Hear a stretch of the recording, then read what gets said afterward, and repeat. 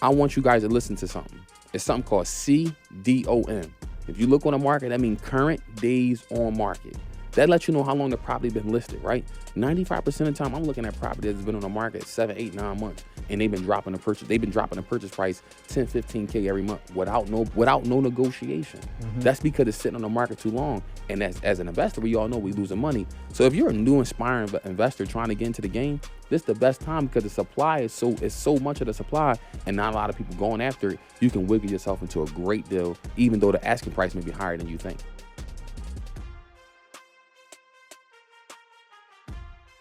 Ladies and gentlemen, boys and girls, children of all ages, this is the Marvin Francois Show, your number one source for all things business, finance, and investing. And today is a very special day because our guest today is the owner and founder of Intensified Builders. This man is one of the best real estate investors in the game today. And quite frankly, if you're an investor in Philadelphia and you were looking for a property yesterday, you woke up today and somebody bought it, it was probably him.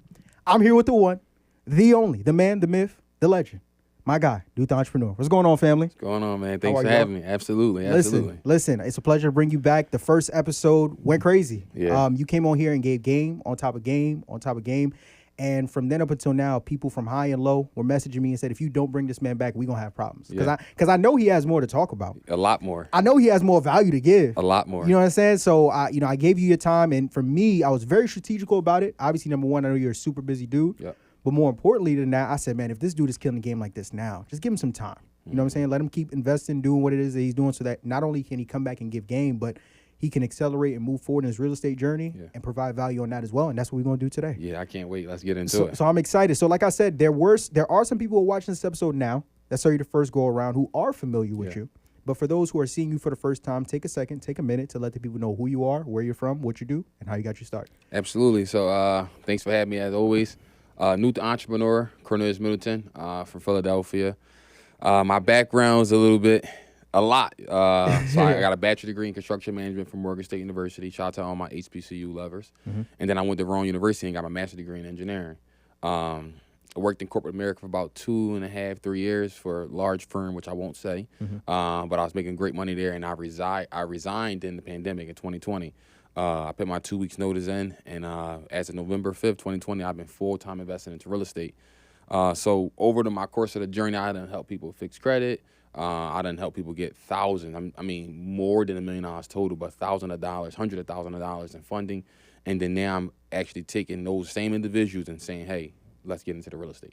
Let's buy properties, let's buy buildings, and more importantly, let's buy that land. Let's buy that land. Yeah. And we're going to get into all of that, man. We're going to break it down. For you, I know a lot of people who say they do real estate. Yeah. But, bro, me and you have been connected now for a little bit under a year. I've been following you through social media. We've stayed in contact through messaging. You eat, sleep, breathe real estate. There's some people that do real estate, but, they got a little something on the side. You know what I'm saying? They do real estate by day and they do X, Y, and Z by night. I don't see you do nothing. Bro, you either on your way to Home Depot or you're on your way to the closing table. Facts. No in between. Facts. What is it about real estate that for you is like, man, I'm locked in. Like there's nothing else that's on my mind except building out my portfolio to the highest level I possibly can. What is it about real estate? Some people might kill me for saying this, but I'm going to be honest. You can't lose in real estate. Okay. I done lost in a lot of other categories, in a lot of other industries. And I'm not saying it's the only one, but for sure, in my experience, you cannot lose in real estate if you do it right. Of course, you can make mistakes. Of course, you can lose financing. But we talking about overall, like the marathon, not just the little race here to the corner. I'm talking about 15, 20, 25, 30, your next generation seed that you plant today that you're not going to be able to get the harvest. We talking about 2, 3, 4 generations from now. That's what I'm referring to. You can't lose. Can't lose. You can't lose. It's impossible. So let's talk a little bit about that, right? Because like you said, when it comes to real estate investing, this is not a sprint. This is a marathon. This is a different kind of race that you're playing, right? You got to be able to have the long-term vision. However, for seasoned investors that have been in the game long enough, like you said, there are highs and there are lows. Yeah. And I'm not a real estate investor, but right now it would seem as though, from what I'm hearing from rumblings of different people who are in the space, it would seem as though we're in a bit of a low, right? I keep hearing all this talk about, okay, I see you already nodding your head, and that's why I wanted to bring you on, right? Teach me, inform me, because I'm hearing some rumblings around. Once again, I'm not in the space, but I keep hearing all this talk about the economy and interest rates and the economy and interest, and the market is this and the market is that. what exactly is going on right now in the real estate market? Obviously, I know, you do most of your investing in the area of Philadelphia. Yep. I would assume that it's different in different markets, Mm-hmm. based on different cities. But for where you are and for where you have planted your flag in Philly, what are you seeing right now that's taking place in the real estate market?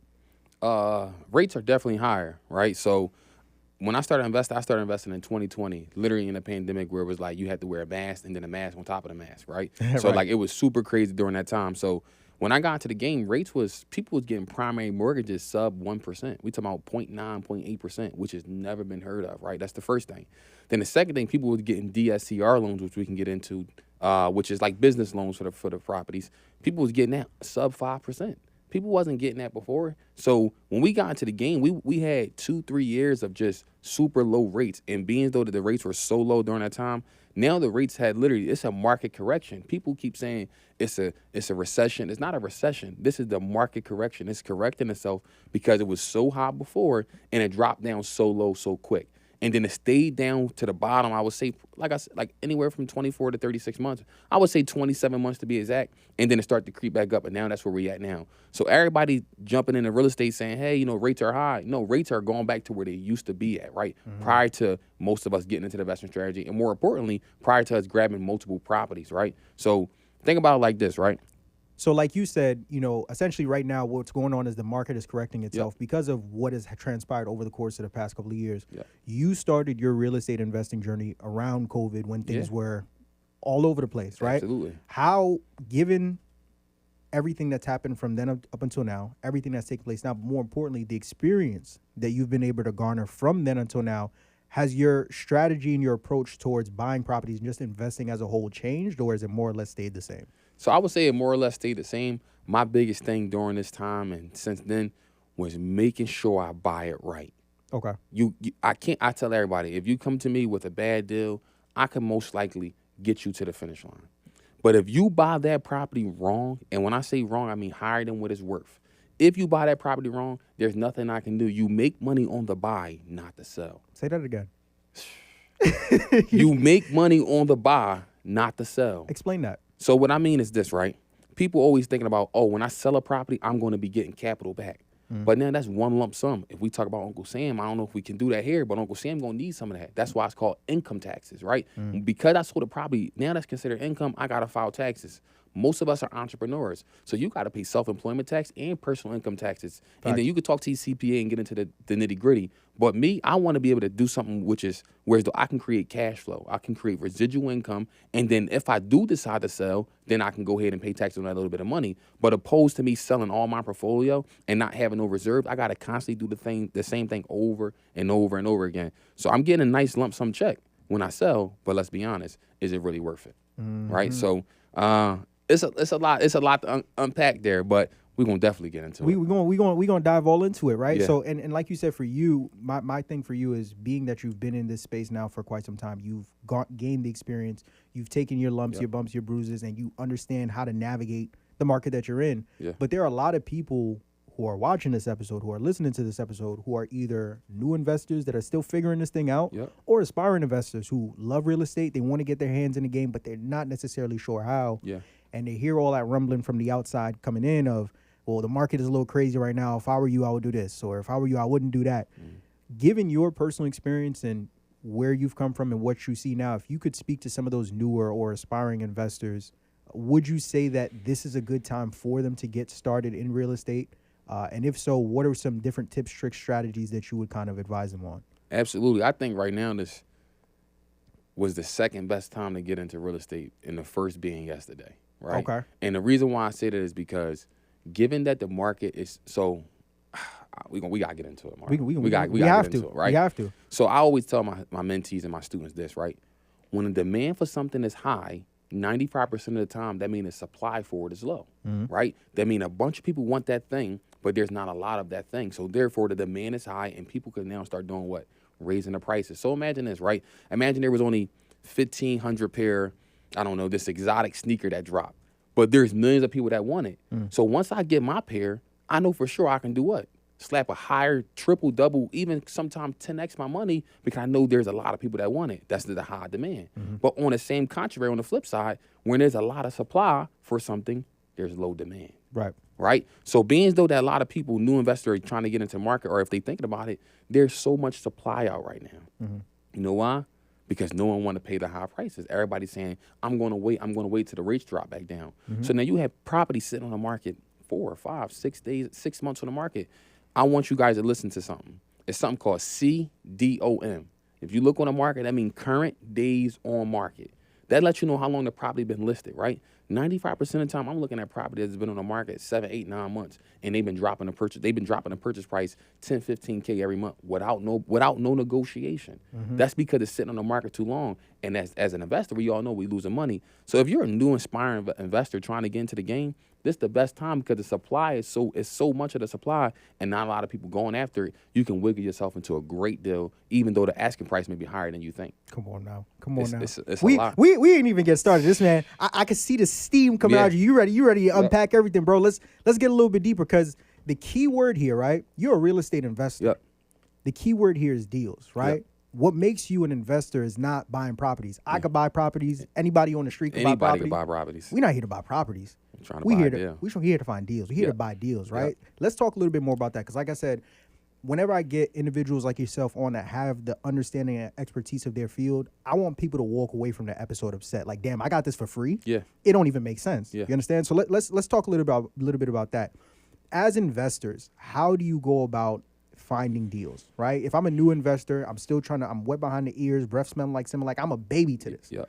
How do I go about finding deals? How am I able to differentiate a good deal from a bad deal? What are the different numbers that I'm supposed to be looking at in order to figure out, all right, this is the deal for me? Absolutely. So the first thing you want to do is something called a 65% rule, right? It's like the rule of thumb, is like the basis. And there's so many different ways that you can identify if a deal makes sense. But this is one of the first and easiest ways you can kind of identify if the deal makes sense, right? So what you want to do is you want to take the after repair value, which is the ARV, and you can find the ARV multiple different ways, but the easy way to find the ARV is look at the most recent 3 sold properties in a nearby community, right? So if I'm looking at the principal property here, I want to find a property that's sold within the last 6 months within a half a mile from my subject property. I find my 3 properties, I get the average of it. Let's say the average is $300,000. What we want to do is we want to then identify, well, what's 65% of $300,000, right? We want whatever that 65% dollar amount is, we want to make sure we can buy and rehab our property for 65% of the ARV. Now, I'm not going to tell you that if it doesn't meet the 65% rule and it meet the 66% rule to throw the deal in the trash, it doesn't make sense. Like, are you going to cry over 2,000 when you can make 50? Of course not. Probably not, right? But so many people get locked in. Oh, it don't meet it. So I do want you to have some flexibility and be resilient there. But the overall thing is, if the ARV, whatever that number is, once you're talking about 65%, you have to be able to purchase and rehab your property for that dollar amount. It doesn't matter how much the rehab is going to be, whether it's $100,000 or $20,000. If you can't rehab and buy your property for that dollar amount, or that number is way higher than 65%, you got to kind of back out the deal. And that's like the easiest way to identify if the deal makes sense and if you continue to move forward with it. Got you. So now listen, right? Yep. You know, the first episode, we talked real estate. Yeah. That was fun. Yeah. And we talking real estate now, but I hold myself to a standard with the show where I want every episode to be better than the last. Yeah. I don't want to just talk real estate. I want to show real estate. Like I said, I want people to walk away from this episode and literally have the information that some other individuals will charge them $10,000, $15,000, $20,000 for them to get started in the space. Can we do that? Is that all right with you? 1,000%. I want to make sure it's okay with you. Yeah, sure? listen. That's what I came here to do. Let's do it. I came here to do that. Let's dive right into it because, like I said, I don't want to just talk real estate. I want to show real estate, and I really want to break this thing down from start to finish. Right? Absolutely. So if I'm watching this, once again, either newer or an aspiring investor, I want to know from start to finish how to find properties, how to analyze properties using the 65% rule that you talked about, different things that I should be looking for, strategies that I can implement so I can walk away from this thing and go build my portfolio up. So let me tell you what I'm about to show the people real fast, right? So one of the ways that I'm finding my properties, especially in the city of Philadelphia, so unfortunately, there's a lot of property in the city where they don't pay their back taxes. The owner, the owners, the business, whoever is not paying their specific property taxes. So what people don't know is this. Even though I may own 100 houses, I must pay my property taxes every year. And if I don't pay my property taxes, that local municipality, Philadelphia being this, can take the property from me even though I paid the property cash. So let's say you sell me a house for $40K. I say, Marvin, here's the $40K. It's my house now. We go to the title company. I get the deed. You get your money. I get the property. if I don't pay my property taxes, which may be only $600-700 a year, if I don't pay my property taxes for up to 3, 4, 5, 6 years, even after 1 year, the city of Philadelphia can say, listen, we watching you. We watching you. If you don't go ahead and pay that $600-700, and sometimes it goes more than often it goes up, right? So it's not gonna always be $700. But if you don't pay those property taxes, they could come seize your property and put your property up for something called the sheriff's sale, right? Okay. And during that time, before it goes to sheriff's sale, that's when I swoop in, right? So before the city say, hey, Marvin, I'm taking your house from you and I'm selling it at this auction, I'm giving you some time to remedy this. I'm giving you some time to make this right. But during that time, I identify that you need help.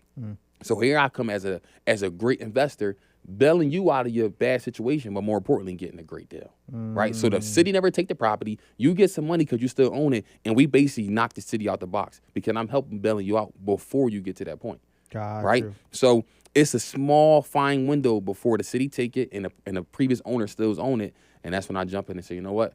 I can make you a cash offer. Are you trying to leverage your personal credit to get business credit or business loans, but keep getting denied because your personal credit isn't where it needs to be? Takeoff Financial can help you restore your personal credit so that you can leverage it towards getting the funding that your business needs. So click the link above or below this video so that you can schedule a free consultation and see how we can simplify your finances and your life. Can we break that down? Can we?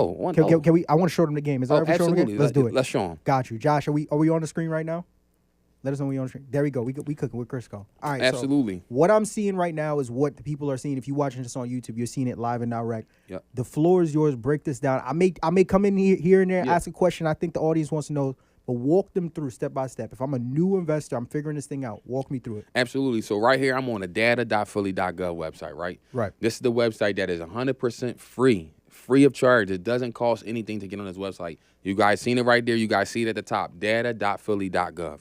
So what I'm going to do is this is the website where I can find out all delinquencies and all taxes, and we can get into that. If you see right here at the top, real estate tax delinquencies, this is the website where you want to be on. So as of right now, the city of Philadelphia is calculating about $120 million worth of back taxes in the city of Philadelphia. This is not the surrounding counties. This is just in Philadelphia. That's crazy. 120 million. That's a lot of money to go get. Right. So what I want to do is, a lot of people say, well, how you know what zip code to go to? It doesn't matter, right? So it doesn't matter. So what I'm going to do is I'm going to blow this map up real fast, right? Let's do it. And if I hover over all these different zip codes, you can see that different things pop up, right? So we're going to just go ahead and let's go ahead and pick up 19133, right? Which is the North Philadelphia section. So I'm going to click on that, all right? So out of the 120 million debt, 19133 has 4 million of that debt. Gotcha. Right? You guys see that? So the filter is from 120. So 4 million out of that money is coming from the actual 19133. So when I go ahead and scroll down, you guys look right here, real estate tax delinquencies. So now these are all the properties. You see this right here, street address. These are all the properties within 19133 that has back delinquencies and taxes, right? Right. So we can go ahead. I don't want to. This not scripted, right? So I can go to page 3. I don't know. Let's just choose it doesn't matter. At this point, I can just go to page 316 if I like. You know what I mean? Or I can go back to page 1 and just say, you know what, let's filter. So I'm gonna go to page 4. I'm gonna scroll down without looking. Let's just see. We're gonna just choose this 3044 North 10th Street. All right. 3044 North 10th Street. And this owner is Julius Bristow, right? Julius Bristow. So what I then would do is this, y'all. I'm gonna take this property, which is 3044 North 10th Street. I'm gonna come here.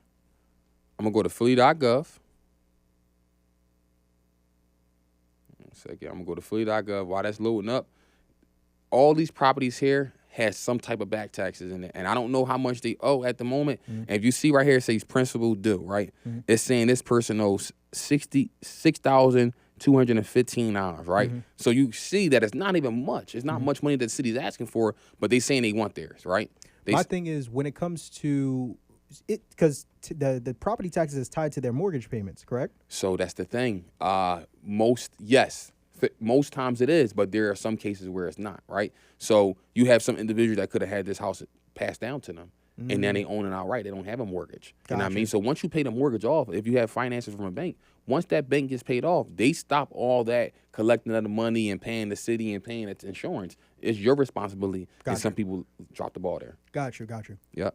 So what we got, 3044 North 10th Street. So what I'm going to do is I wanted to show you guys exactly how to actually find this owner I'm gonna try to refresh the page really fast. But what I'm gonna do is on this website right here, which is the City of Philadelphia website, I'll be able to search for the specific owner.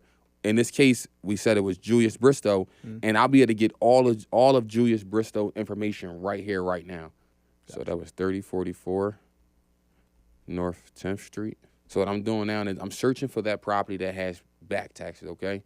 So here it is. So let's see. Hold on. So picking up where we left off from Absolutely. before. Yeah, got you. So picking up where we left off from before, we went to what was the name of the website we went to before? Data.philly. Data.philly.com. Yep. So that was a totally free website, right? Because Totally I know free. usually when it comes to searching for investment properties, the go-to a lot of people use like is PropStream. Yeah. Right? But you are using a free city website. So that means even if I live in Louisiana, Anywhere. New York, Mars. Cali, Yeah. anywhere across the country, I can essentially tap into that same resource that you use. Absolutely. All right, got you. So continue walking me through it. Absolutely. So now that we identified a property that has back taxes on it based on the City of Philadelphia website. So now we taking it a step further to confirm what we know, right? So, this is a good property too. This would be one. I might gotta go home and look at this one, right? Let's do it. So as of right now, they saying that the owner is ADM of Vet, right? So whoever that may be, right? Let's see. Let's click on. What does ADM of Vet mean? I think that's just maybe the there's LLC the name or Got you. whoever owns the property. But we can see that their mailing address is this, right? Mayheim Suites, Wissahickon, and Mayheim Street, Philadelphia. So we could tell this is an absentee owner, meaning the owner does not live in the property, right? So is he an investment property or a second or third property, right? So right here, if I go ahead and click on view the tax balance, let's see what comes up. Okay, so break down, because like I said, I'm acting as if I'm a brand new investor. I don't know what I'm seeing on screen. Break down what we're seeing on screen right now. This is from the property that you found. Yes. Through the free Philadelphia website. Yes. Now I think, Marvin, this is actually a lot. This is a lot? I think it's a lot. Let's go right into it. So break down, what are we seeing on screen right now? So what we seeing on the screen right now is, as you can see, maybe it's some mess-ups here, but they still got the owner being Julius Bristow, right? Okay. So as of right now, Julius Bristow owes $36,000 to the City of Philadelphia. Okay. It's in red. You guys see it here. It's a free website. Let's go ahead and break this down. Let's go ahead and look at view the liens and debt, right? So basically, we want to look at how, oh, man, right? Look at this. Okay. I'm sorry if anybody related to Julius. This is just, this was randomly. And this is public information, This right? is public. So This once is again, public. this is not, there's nothing wrong with us pulling this information. every Absolutely. time. No, not at all. This is actually a great opportunity for us to make some money. Okay. Right? And Julius to make some money. Okay. So, unfortunately, Julius hasn't paid taxes since 1980. Goodness gracious. I was born in 95. I was born in 97. Listen, come on now. Come on now. So, since 1980, this guy has been owing debt, right? And we're not sure what has occurred. But with this being said, as of right now, he owes a total of $21,000 just in real estate taxes, right? You guys see this real estate taxes alone, he owns $21,000. But then right here, the license and inspection abatement work, that basically means the City of Philadelphia knocked this building down. So maybe this building was hazardous. It was probably imminently dangerous. It was an unsafe building. So basically, the City of Philadelphia said, "Listen, we're gonna knock this building down if you resolve these matters." And they knocked it down and charged the bill to him. So between this bill right here, which is the license inspection of abatement, and the real estate taxes, he owes $36,000. Crazy. Right. So now let's take it a step further, right? Because people want to know, okay, well, we got the information. What's next, right? Look at this, y'all. Oh, I remember this. So you remember this? True People Search. Now we get to put it in use. All right. Then watch this. Right. What I'm gonna do is I'm gonna go ahead and type in the reverse address. Was it 3044? This is crazy. Right. So watch this. Julius. Is it BR? Is it that? BRISTOW, Yeah, you got it, yeah. right? Yep. So then I'm going to type in Philadelphia. Bingo. I'm going to search this individual, right? Julius, if you watch this right now, I'm sorry, brother. We Listen. didn't mean to put your business out here, brother. Right. So it actually looked like Julius Bristow actually passed away, right? It looked like he deceased back in 2004, and he would be 79 years old. So let's look real fast, right? So let's see. All I got to do is come down here to look at current addresses and previous addresses. So if any of these previous addresses show to be this property in Philadelphia, I now know that this is his property, right? So let's see. It looks a little. So the current address is still loading up. So I believe this is Julius though, right here.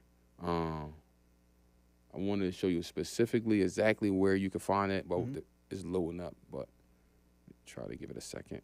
But so what would happen is right here on this website, on this page right here, it will let you know, right, that underneath the current address of the property details, or I'm sorry, previous addresses right here underneath this tab, it will give you that same address in Philadelphia. It will give you that 10th Street address. And if it pops up here, we know that this particular guy is the owner. And the reason why I'm saying that is because there could be a whole bunch of Julius Bristows in the city of Philadelphia. Right. So we got to specifically find that individual. All right. Gotcha. So now let's just say this is the same individual that we're looking for.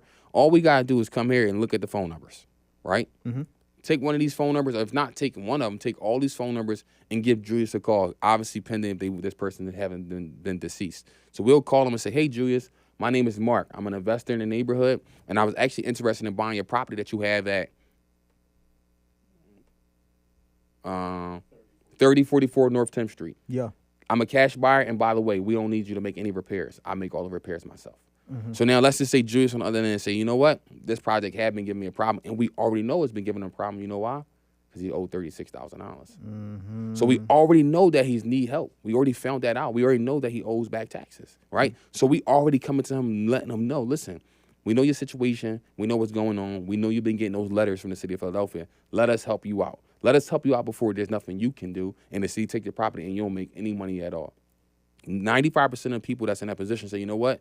I'd rather make a little bit of change than no change at all. Right. And at that very moment, then we're going to go out to check the property out. Gotcha. We're going to go physically into the field and let him know, meet us there at 1 p.m., 2 p.m., whatever. If it's on lockbox, let us get the lockbox. Or if it's abandoned and it's just a screw gun door, I'll bring my drill, we'll get inside. And from that very moment, we make him an offer. That's it. Just like that. 1, 2, 3. 1, 2, 3. Nope. No prop stream, none of that. All free websites. You didn't have to swipe your card near, not once. Not once. And you got no you a subscription. Deal. No subscription. No subscription. And you just got you a deal. Just got you a deal, but this deal probably even special. I can get into it a little What bit. is, I want to talk about that because you looked at it and I saw a sparkle in your eye. I saw a gleam in your eyes. You said this might be a lot, which we're going to get into in deeper and deeper. Absolutely. Like, what did you see that led you to believe like, okay, this may be a lot? Is it because of the license fees and things like that? So what led me to believe this was a lot is this right here.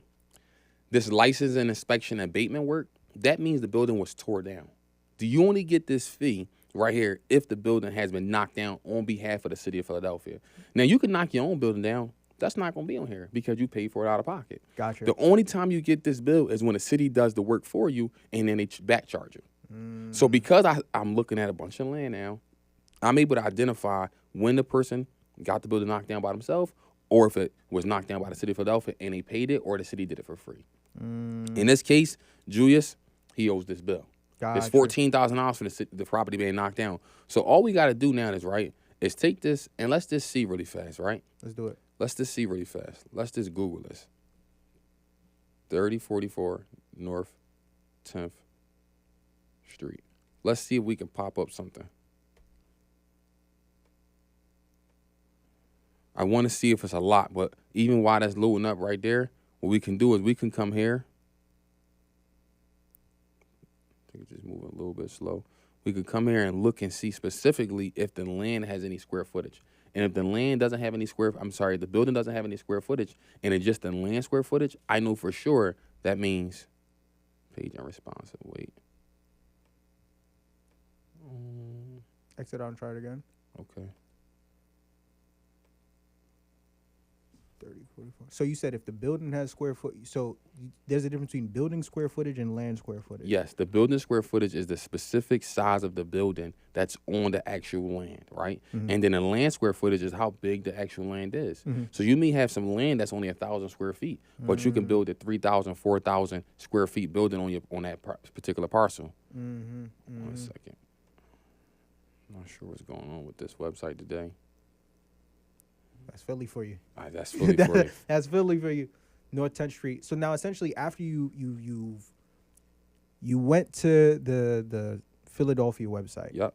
Found all these different properties that are essentially having tax issues. Chose one at random. From there, took that information, brought it over. What was the other website that you had brought it over to? The Philly Profit. The Philadelphia property search. From there, found out, Yep. how much it was owing in back taxes. Mm-hmm. Also saw through the licensing and the permits that because that fee is there most likely means it's not even a property. It might just be a lot. Exactly. A lot. It may just be land. Yep. Now, from there, the next step is essentially doing more of your due diligence, taking that address, and I'm assuming you were going to plug it in Google Maps. Yep. I want to plug it in Google Maps to see exactly what I have if they have a current Google Map search. If not, it's okay. I can still go to the City of Philadelphia website to identify if the building has been knocked down by looking at the square footage of the land or the building.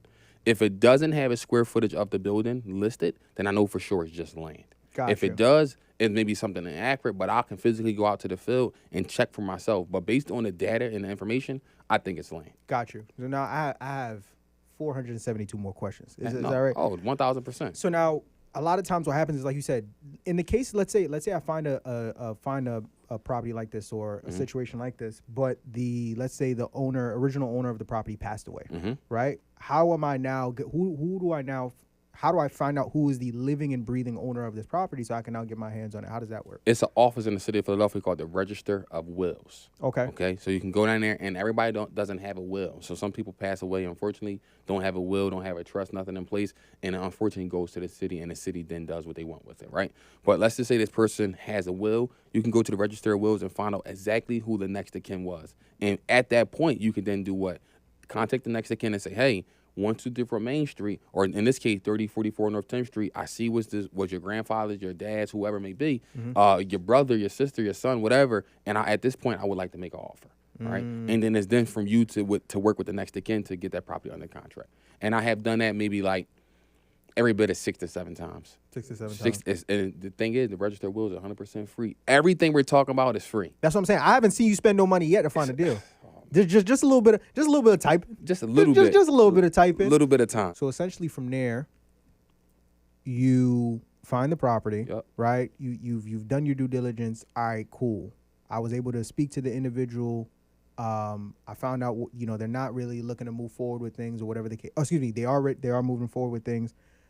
Now what happens from there after I was able to get in contact, whether it was Julius or maybe it wasn't Julius, but it was whoever else the property was passed down to, then what happens from there? So at that point, then we want to go ahead and send something called an AOS, which is the agreement of sale, right? Okay. So we want to send an agreement of sale to that person or that person next to kin and say, listen, based on the previous conversation we had, I'm interested in buying this property at said price. Now, mind you, you already know how much debt they are in. So you got to obviously make a conscious effort for them to be able to kind of, one, either make some profit, or two, walk away with a little bit of money, or just walk away with just no debt at all. So me personally, I would try to make an offer anywhere around the $40,000 mark so that they can go ahead and clear their debt, pay their debt completely off, and then walk with a couple change after that, right? So once I send the AOS to that individual, what I'm going to do is I'm going to look for the AOS to be signed, and obviously then start bringing my title company in. I don't know if you remember last time I gave a shout out. Terra Abstract. Oh, you was just there. You was just there the other day. Come on, man. I'm there like twice a month. Come on, man. Twice a month. Going crazy. Terra Abstract, that's my preferred title company. I'm going to then send that agreement of sales to them. They're going to go ahead and do their due diligence and open up title. At that point, they're going to be able to identify if there's anything on back taxes, liens, judgments, encumbrances, anything that's on that property that may come up that may be detrimental to me. They're going to make sure that get all wiped out, and then at that point, it's ball game. So at this current moment in time, because we talked about real estate investing strategy, at this current moment in time, you're only looking into properties with back tax situations? Is that your number one priority? So I would say 50-50. Talk to me about 50-50. So right now I look at it's just like I tell everybody, I'm buying a lot of properties from on the market. And here's why I want to get into it. Zoning. Zoning. A lot of people, so let's just say we see a property, right? And I tell people it's all off experience and time. You may get into the property, you may get into real estate, you may come to Philly and say, I want to buy a property, which is great, right? But being that this is your first time buying a property in Philly, your numbers for rehab is going to be excruciating higher than mine. So now we both can spend 160, but you trying to spend 80 for the purchase and 80 for the rehab. That's where you capped at, right? But here I am, because my rehab is better than yours, I get better numbers than you, I can spend 100 for the purchase and 60 for the rehab. We both spent the same 160, but it's how our funds was allocated. Right. So now, because I'm in the city and I'm doing this every day, you even said I'm either leaving Home Depot or going to Home Depot. No in between. No in between. So Right. because I got numbers so close to rock bottom, true to cause, I'm able to offer higher prices than a regular investor. So now when people come in to buy properties in my near neighborhood, that's what I'm doing. I'm beating them out the price by 20, 30,000. They can't even understand how I'm buying it, but that's because my rehab number is way better than theirs. So I'm going to the market to find properties, and I'm going to things like this, Philly.gov, property back taxes, and then vetting out the individuals that want to sell right now, because I don't have a lot of time in my schedule to kind of go back and follow up. Even though I know the money's in the follow up, I want to make sure that I can find property that's ready to be sold right now. Got you. So talk to me. So now, that's ridiculous. Yeah, that's ridiculous. Talk to me, Josh. My laptop seems to be working fine. Let's do it. Let's Swap out. So in the meantime, while we're swapping out, to kind of dive more into just strategy and everything else like that. Like you said, because you understand you're not new to this. You're true to this. Absolutely. You have a lot more leverage when it comes to your ability to essentially take certain deals and play around with the numbers essentially a lot better than some newer investors are able to do. Yep. I want to talk a little bit as well. While we're in the process of transitioning over, when it comes to diving a little bit more into your strategy. It seems like you focus a lot more on like fully gutted properties from top to bottom, right? Is there a specific reasoning behind that? Like, I know certain individuals. I think shout out to your homie. I think Calvin Cannon. Calvin Cannon. Cash flow. Is he also a Philly bull? Yeah, he's fully bull. Philly bull. Fully bull. Fully native. Turnkey connoisseur himself. Absolutely. Right? Absolutely. Is there a specific reason why you lean more towards distress versus turnkey and vice versa? So the reason why I like to do distress over turnkey, especially in my journey right now, and shout out to my guy Calvin, and Calvin, I'll throw a nugget in there. Right now, for me, it's less upfront capital needed to buy a fixer-upper per se, right? Gotcha. The way that Calvin is doing his strategy, when Calvin was 27 years old, the age I'm in currently, Calvin was actually doing fix and flips. He started to go into turnkeys as he got older into his journey and deeper into the real estate portfolio. When he first started out, he was doing fixer-uppers. Gotcha. And that's what I'm doing. I'm in my first 3 years of real estate. So for me, it's less money up front that I need in order to put down, because Calvin, he's buying a property Calvin is buying my end product. Okay. Right? Yeah, so yeah, when I fix my property up, I'm forcing the value. I tell everybody do this, forcing the value. I'm buying it for 50, I'm putting 50 grand into it, but now it's worth 200, even though I'm only 100K invested.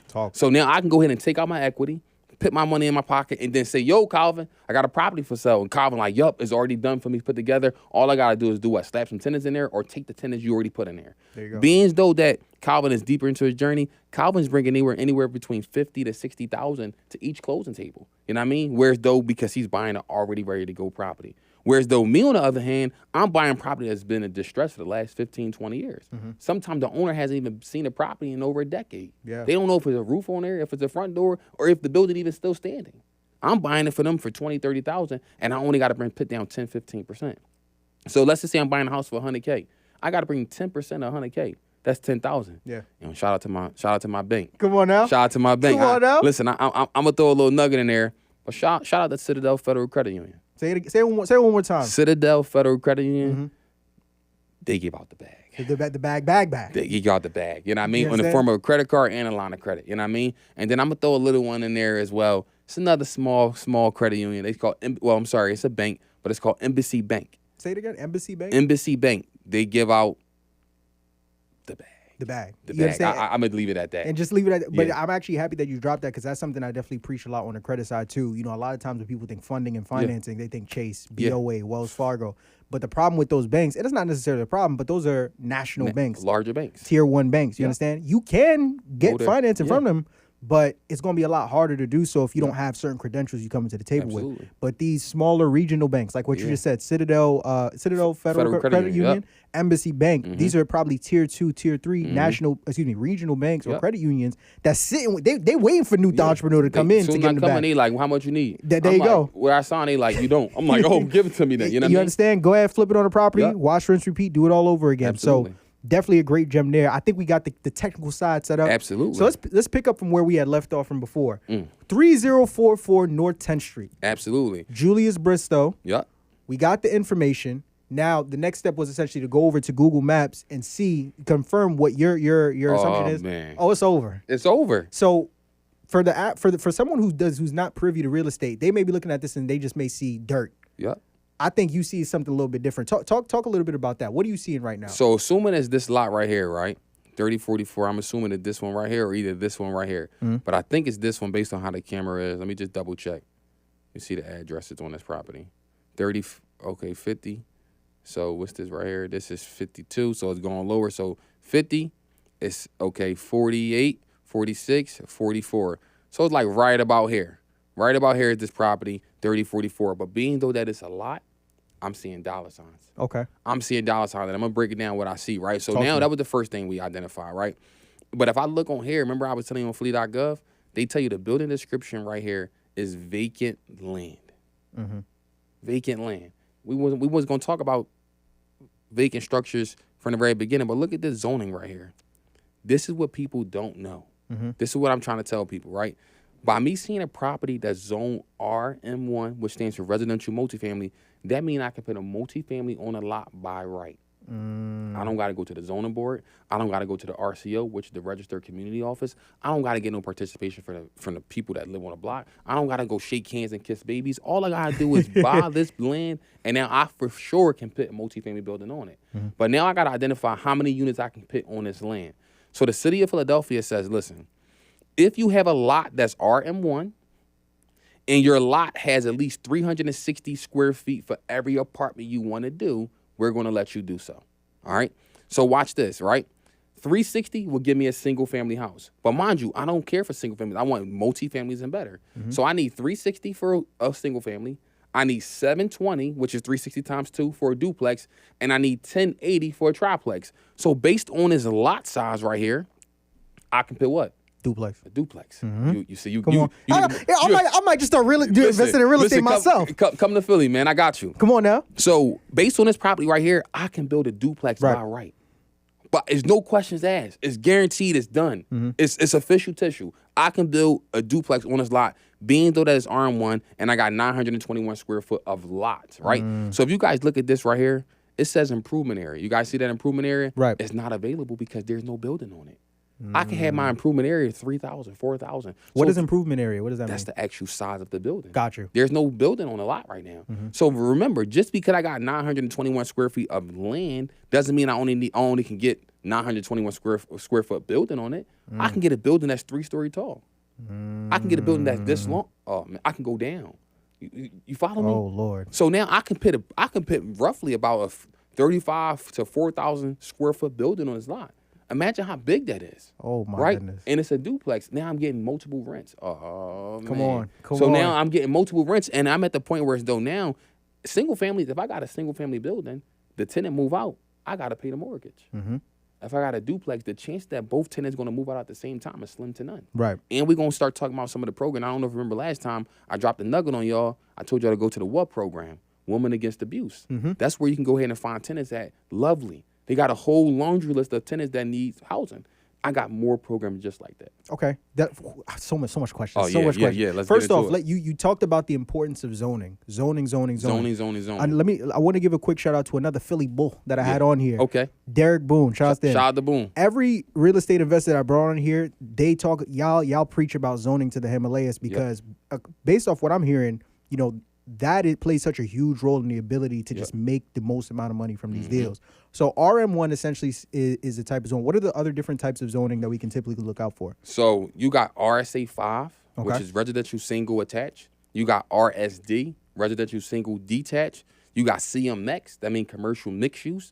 You got RM2s and 3s, which is still residential. RM1, which is residential multifamily, which is like bigger buildings like skyscrapers. And then you got something called RTA, residential 2-family attached, right? So you got a very different amount of zonings in the city of Philadelphia, but the one I love, the one that got a deep spot in my heart, RM1s. Okay. My whole portfolio is consisted of RM1s. I think I got one RTA, but the rest of my whole portfolio is RM1, and it's a reason for that, right? I don't want to get into commercial mixed-use buildings because I know for sure after I have my office space, my office facility, I'm not going to have 15 different offices. And now for my commercial component, in order for me to generate rent, I got to hope that you put your podcast or put your barbershop, your nail salon, your grocery store, and you have to do well at that commercial space in order to make the rents. Right. I know for sure. I don't want to bank on somebody to do that, but I know for sure everybody got to sleep somewhere. Yes, sir. Right? Everybody's not. Sometimes we don't even go to birthday gatherings too much more. We go to restaurants and call it a day. So there's not many people in this time frame that want to go to those type of commercial mixed use spaces. So for me, I want all residential. So if I can go ahead and commit to getting a 4 or 5 or 6 unit building and put all residential buildings in there, now I can get 4 to 5, 6 tenants in there, and I know for sure they're paying guaranteed because it's coming from the government. Come on now. Well, let's dive a little bit more into that because the first episode you gave a great gem in terms of how you're able to find tenants, right? And we're still on the resident. We haven't even started getting into land yet. Oh, not yet. Oh, Lord have mercy. We haven't even started talking about how we get in land yet. So staying on the residential side, there was a program you mentioned before. You just slightly touched on it again. For the people who didn't see the first episode, what was the name of that program? Women Against Abuse. So it's the WAA program. Okay. WAA. And you guys can look it up. They're super phenomenal, very friendly, and they got a bunch of tenants looking for housing. A bunch of tenants. Now, from there, you did also hint at the fact that there are a couple other programs. Is there 1 or 2 other programs that you can share as well? Absolutely. So everybody know about PHA, which is Section 8. Everybody know about Section 8. That's like globally, right? But I want to start talking about something that's a little bit more specific to regions and things like that. There's another one that's called RHD, Resources for Human Development. RHD is a great program. They have something called the Rapid Rehousing Program. So these are people that's coming from shelters, coming from homeless, and then they are given a voucher to live in a building. But the best part about RHD, 95% of their tenant that you get is 100% of the rent is paid from RHD. So the tenant has no portion, right? When I mean no portion, no copay. You know how you go to the doctor, they say, okay, most of your appointment was covered today, but just pay us $25. Most of the tenants that comes from RHD don't have to pay nothing. So the full entire rent is coming directly from the program. Right. So on a month-to-month basis, there's no need for me to talk to the tenant unless something is wrong or you need me for anything. But on the first of the month, it's dropping. The government has been almost 100% consistent when it comes to paying rent outside of when the government shut down. But when the government shut down, you also get what? Back pay. You can't lose there. Right. Remember how I said in the beginning, it's almost impossible for you to lose in real estate, but you have to put the systems in place to ensure that when something do stagger, you don't fall all the way back down to the bottom, you fall to the next step. All right. So RHD is one of the great programs. And then one of my favorite is the VMC, veterans, right? So I got a good heart for veterans because my uncle, he was in the war. And anybody that come from the veteran program, I'm almost 100% guaranteed giving them a unit. Almost 100%. So the VMC, you guys can look it up as the veteran. I forget the specific terminology, but multi-service center. The VMC, they got. I am not gonna lie to you. They probably got over 2,000 tenants right now looking for housing. Wow. Looking for housing now. And both those programs they just mentioned, it's not specific to just Philly. Like they're all throughout the country. All throughout the country.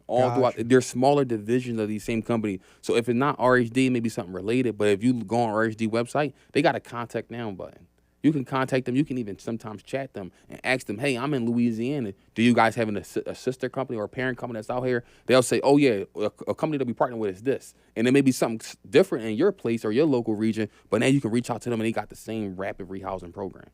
It changed the game for me tremendously. Signing up with Takeoff Financial was really the best choice for me. It allowed me to take control of my life. I know that some people may think that that's really dramatic, but it's not. I feel like credit is really important, and signing up with them allowed me to understand that. I just want to say thank you because I think that you guys have definitely allowed me to feel comfortable. You allowed me to feel liberated. You allowed me to feel that it's okay. It's okay not to have great credit, but it's not okay to stay in that situation. So thank you guys for embracing me and allowing me to have a new life. Head over to our website at takeofffinancial.com and let's get your credit score to the moon. We found what looks like an amazing deal, right? And mind you, we wasn't even getting ready to talk lots and land and things like that, but it seems like we stumbled on one, right? Which is a great segue into like something I really wanted to dive into because the last time that you were on here, we really strictly focused on, the residential and breaking that down from top to bottom. Fast forward less than a year later, now, I mean, you with the big dogs now, right? You went and took the investor hat on, you put the developer hat on, right? You're currently in a position in your real estate career where now you yourself are buying lots of land and things of that nature. Talk a little bit about that. What is the difference in, what the process is in terms of searching for properties like actual physical buildings versus like buying lots of land, like the pros and cons that come with one versus the other, some of the similarities and differences that come with that. Let me just lay this out right here because I know everybody want to know about it, right? Let's do it. You make more money with new construction. There you go. Let me say that again. You make more money with new construction. Let's address that from the rip, right? But then outside of that, some of the pros and cons, right? So something that's different between residential buildings, whether you buy an existing building or buying a lot, is that when you buy in a building, 95% of the time, the structure is already there. The foundation is already there. In the city of Philadelphia, you have basement. So the basement is already there, right? So you can kind of just go in and rehab as you see fit. Oh, that wall not bad. Let's not knock it down. Oh, that roof is bad. Let's replace that. But when you buying land, there's nothing there. There's not even most times there's not even underground utilities. So there's nowhere to flush the toilet to. There's no water coming to the building. There's no power coming to. There's no electrical lines coming, right? So you kind of got to do all of that, right? That's for one. But one thing that was really monumental in my growth was learning about the actual soil testing of the actual land that you're buying, right? So in the city of Philadelphia, as you can see, 3044 is a lot, right? And I know there was a house there before because we know Mr. Julius owned it before, right? But now that it's a lot, we don't know how long it's been knocked down for. So over the time, what happens is when the city of Philadelphia knocked that building down, there was a hole before. We don't know if they backfilled all the debris there, sprayed some topsoil, and now the grass is growing. So below that dirt can be a bunch of trash, right? Or it can be a bunch of backfilled good soil ready to be built on again. So by getting into new construction, you got to do something called a geotech report. A geotech report is where you come out and test the soil. So here's what happened, right? Imagine like a big straw that you drink out of. Imagine a straw going into the ground, and then it's closed at the bottom, and when it comes up, it has different levels of soil in there. So some of the soil be black, it'd be sand, sometimes it'd be sand, it'd be gray, it'd be green, it'd be all different types of stuff in that soil. So it lets you know how deep you have to go down to pitch a basement foundation in order to have strong, compactable soil. Right? With the regular rehabs, you don't even need a geotech engineer, right? So I had to kind of diversify my portfolio and who I go to as far as contractors, as far as trades, as far as engineers and investors to say, okay, well, this is what we need in order to make sure this building is ready to be built on. That's one of the major differences. And one more thing that I can say that changed my whole trajectory and my whole spotlight to real estate is, and we can get into it, is the contract that you hire for rehabs. Oh, yeah. I would imagine. It's a lot. It's a different ballgame. You're not unclogging just a toilet. Yeah. You know what I mean? This is once again. This is big dog status. Oh, absolutely. You need people. Everybody want to hire the Central Americans, the Mexicans, and things like that to come do the job. And I get it. They work good and they cheap labor, but they're not licensed. They're not insured. Right? And you need to make sure that when you're hiring people to do these type of jobs, that you're getting not only getting safe work, but you're getting efficient work, right? Facts. And if OSHA come up on a job site, thankfully they haven't come on my job site as of yet, but I'm sure they will. It's a part of the journey. It's a part of the game. Right. But when they do come, everything is in order. Everything is lined up, and I don't have a bunch of immigrants per se working on a job site. Nothing wrong with it, but we want to have people that's on the books, ready to work with their license and hard hat ready to go. There you go. So that's the major differences. So now what's interesting about that is this gem that you just gave us. This is a free resource, like you said. We stumbled across. You weren't even looking for a lot. We just stumbled across it. And mind you, that was like page 4. We just playing around. Boom, we stumbled on one. How are you using the same exact resource whenever you're looking for whenever you're intentionally looking for these lots of these lots that you're investing on? 1,000%. Same exact process. I'm actually going to call this. I'm actually going to get in touch with the. This a deal. Oh, if y'all come by 3044, maybe next year and a half, I probably got it. And I mean, maybe even sooner than that. I'm literally going to pursue this deal. And the crazy part about it is I don't want to give my address up, but I got a property on 10th Street already. So for me to not have known this property was. And back taxes like this, I'm kind of beating myself up in the inside. Like I should have already knew what was going on with this lot. So, when I leave here, before I go bust a grub, I'm definitely going to gotta make a phone call. I got to make a couple calls. Gotta make a phone call. Live on the Marvin Francois Show. We just found a deal, ladies and gentlemen. Listen, absolutely. We just found a deal. Okay, so now another thing too, right? Real estate is a numbers game. Yeah. We're gonna dive a lot more into the land and just the complexities that come with that. But it's a numbers game, right? There's nothing 100% certain. And I learned that I had some little dibbles and dabbles in real estate. You're not reaching out to one property owner a day and thinking that you're gonna have success in this game. Nah, man, you're gonna have to make a couple phone calls, right? So with this this resource here, is there a way to like get a bulk contact a lot of these individuals that we're finding a lot of these properties? Can we talk a little bit about that? Absolutely. So you can export this as an Excel, right? So I could pull a list of all so I don't know if you remember in the beginning, I showed you it was like $4 million worth of back taxes just in 19133. I can export that entire list. export that entire list, and then I can go ahead and skip trace those individuals. No, we won't be able to use True People Search because you got to search one by one. But I can go to something called batch leads. I can go to PropStream. I can go to any skip tracing platform that offers the service and say, you know what? I want to skip trace these 1,000 or 2,000 people at a time and get all the most known or numbers and email addresses for them. And then at that point, have my VA or one of my team members reach out and send them a text blast. Me, I don't really do too much with the calling. I prefer texts because people most likely going to respond to a text or answer a number Facts. they don't know. And at that point, if we get some playback with them, that's when we go ahead and give them a call. Got you. Yep. So now we use this free resource. We ain't have to pay $1 to get this lot of land, right? Like you said, this is a different game, right? We talked about the 65% rule when it came to residential. How does calculating the numbers on a lot differ compared to like when we're doing it for a building? Are we still using the 65% rule? Or is it an entirely different process? Yeah, you still want to use the 65% rule, but you know your rehab is going to be a lot. So let me get them some game. Bro. Let's do it. So what most times what's going to happen is this. When you buy a rehab building, you're going to be getting purchase and rehab money. All right. So they're going to give you a certain percent toward the purchase price, and then most times give you 100% towards the construction. An example, you buying a house for $100K and you need $100K worth of rehab. They say, you know what?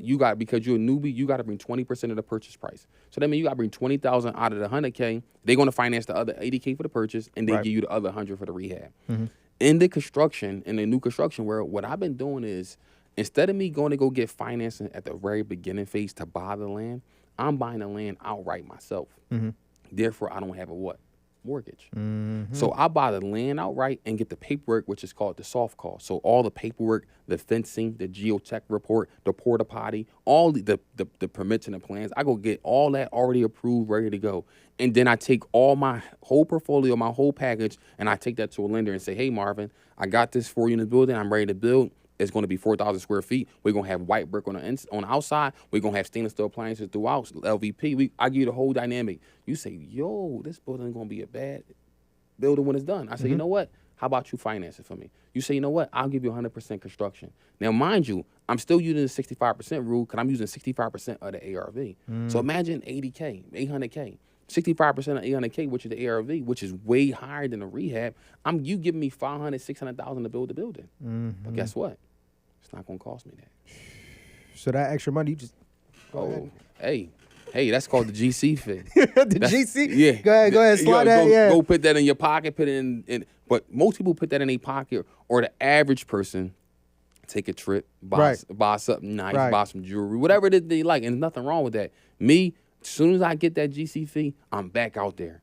Looking for another deal. 3044 being an example. Come on now. Right. So I'm going to go ahead and get this property under contract and go ahead and buy this cash. Cash money. So it allows me to, and this the biggest hack of it all, right? It allows me to basically not pay interest on the money because it's going to take you at least 2 to 3 months to get your paperwork approved. Imagine you go ahead and get financing for the purchase and the construction of this lot. And for 3 months out of the year, because you only got 12-month loan, most likely, 3 months out of the 12 months, you basically sitting on your hands. You paying a mortgage and you haven't even broke ground yet. So instead of you doing that, I advise you to try to buy the land outright, get the paperwork approved, and then go get financing. That's the easiest. That's the easiest way to go about it. New to entrepreneur, ladies and gentlemen. I'm sweating. This is it's not just BRRR. No, we talk about this is another level. Absolutely. Okay. So you touched on it before. Because this is essentially new construction, we're not just taking a gutted property and building it, fixing it up. Yeah. We're building something from the ground up. What's that process look like in terms of finding people who do construction, finding legitimate individuals? How's that process been like? So one of the biggest things that I've been real prone to do is basically every week I'm trying to drive around the city of Philadelphia and look at work that's already being done by vetted, skilled contractors. So I'm going to other people's job site and I'm kind of standing there. I'm watching you, not just how efficient you working, but how you working with your guys.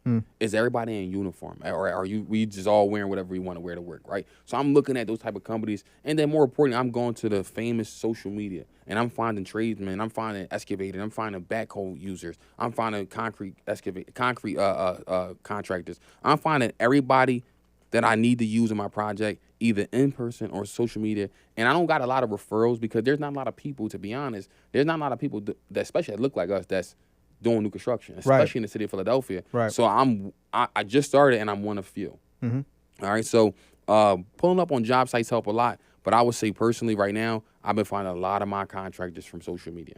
Really? A lot of them, like from, I'm talking about large firms, like large institutions. They got over 1,000 employees. I'm finding them on social media, and they social media may not have only but 10 pictures. Right. You know what I mean? But they got a great website where I'm able to go in and see their services that's provided, get them a call, a chat now button, and then figure out what they offer and then hire them. So you're dealing with a lot of money. You're talking about each project is over 500K. You know what I mean? I'm working on 4 right now.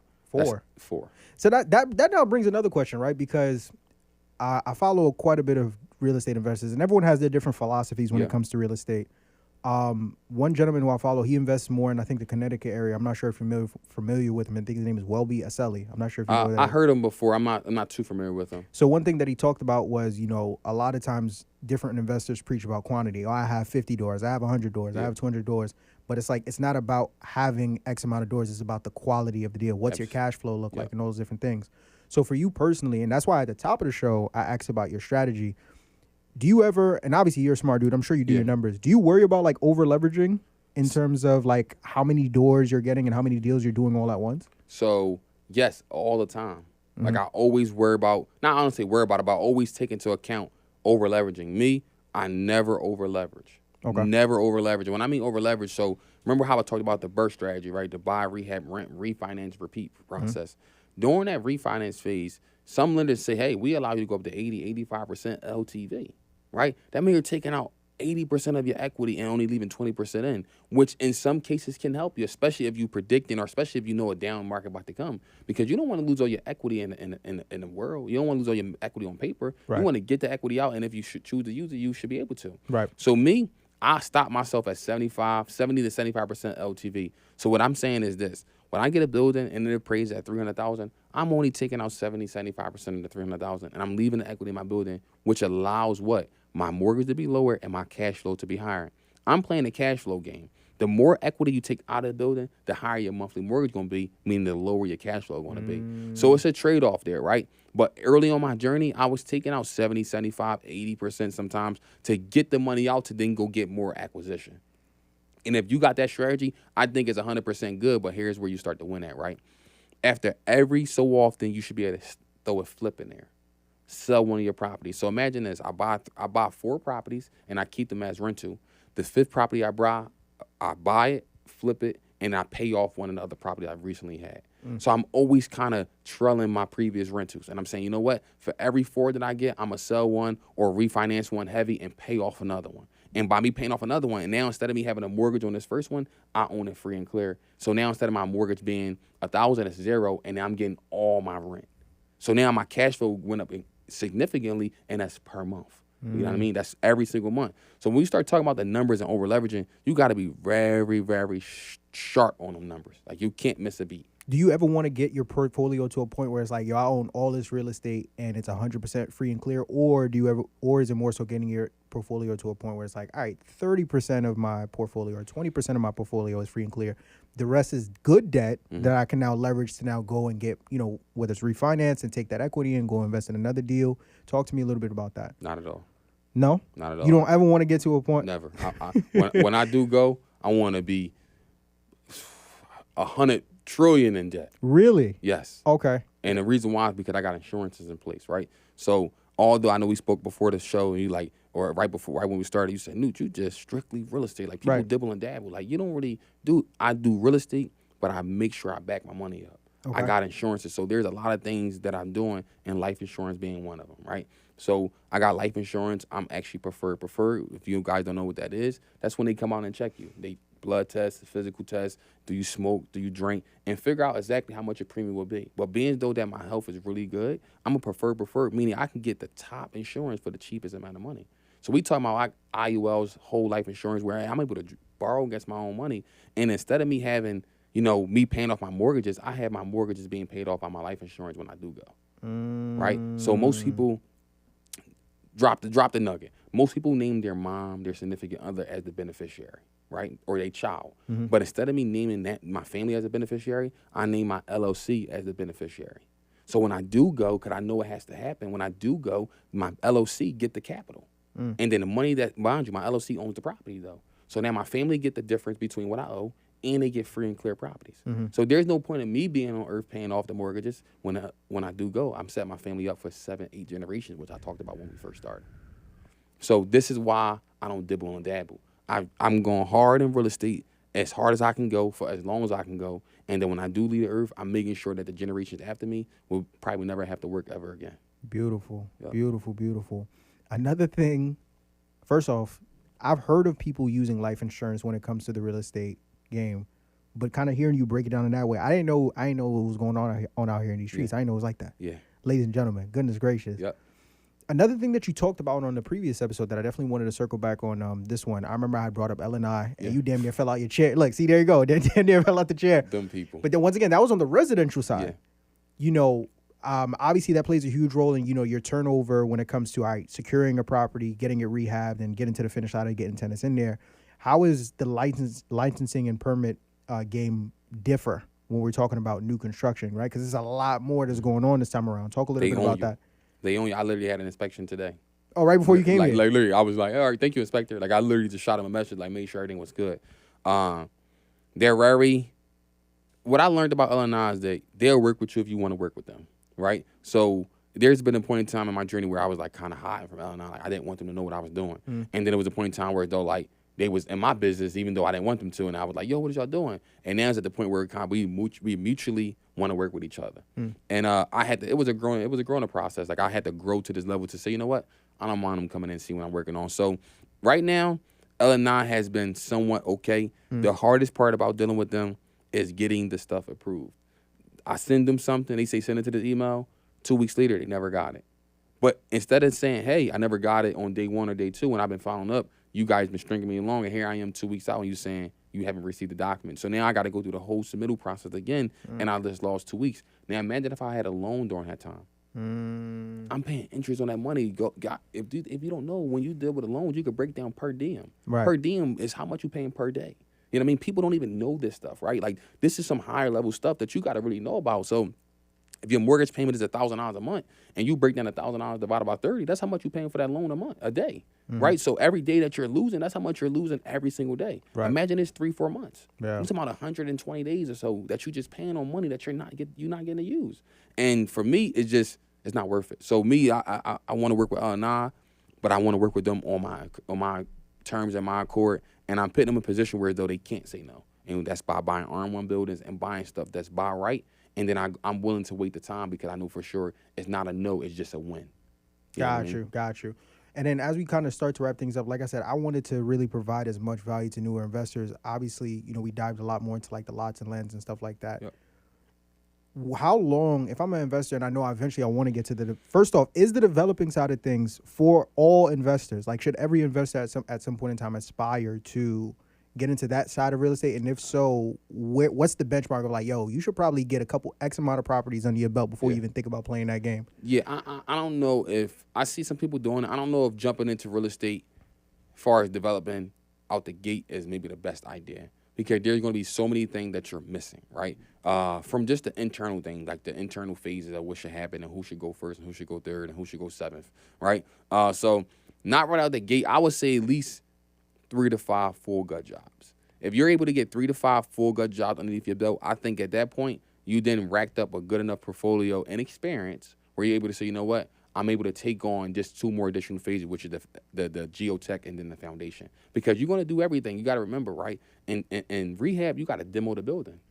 In new construction, there's no demo. Ain't no demo. Follow me? From So scratch. there's some trades. There's literally trade-offs. So there's not too much more you got to do. There's additional maybe 2 to 3 extra phases that you got to do, but it's prerequisites. You got to know what to do prior in order to get to that point. And most people, they trying to jump in, and then real estate, it ain't get rich quick. Right.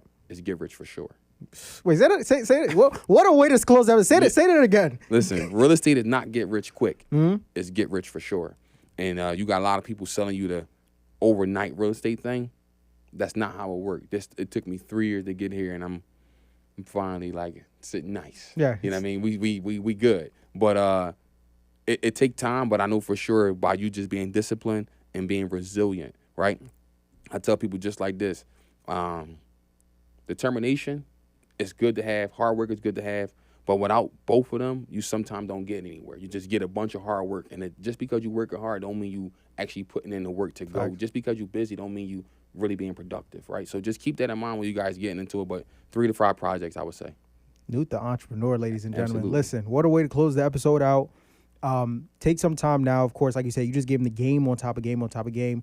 You don't got a course. You don't got a webinar. Yeah. No ebook. No nothing. Can't buy nothing. Can't buy nothing.